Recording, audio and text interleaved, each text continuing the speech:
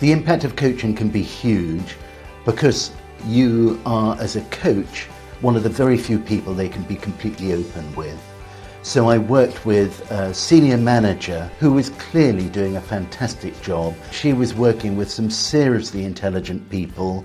All of them were Oxbridge graduates, and for personal reasons it turns out that she hadn't gone to university. She'd had to go straight to work, and this had been on her shoulder for the last 15 years.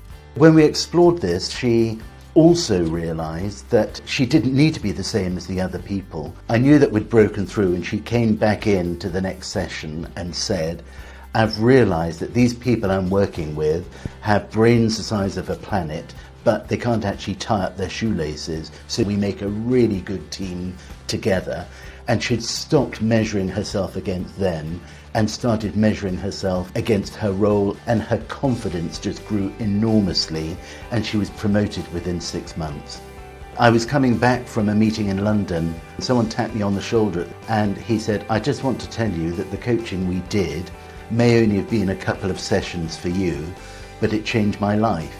And it turned out that having gone through the coaching, he actually changed career completely and became a coach himself, and is now working with a medical centre and really contributing to the organisation, all through a couple of coaching sessions that gave him time to stop and think about what he was doing with his life and where he wanted to be.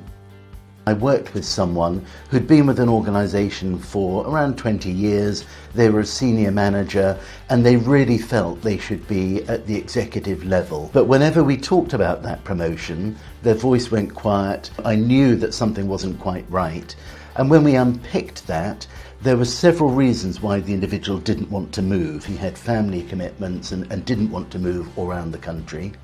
But also, when we really explored it, there were about 3 technical roles. So once we'd identified through coaching those were the 3 areas, we could then have a look and say, had he got the right skill set for them? And he actually took a slight sideways step to build some of the experience he was lacking. And then within a couple of years, someone retired earlier than expected, and he got that job and has absolutely hit the ground running. Without coaching, he would have just kept hitting his head against a wall rather than really step back and say, what's really important, where do I add most value, and how do I set about making that happen?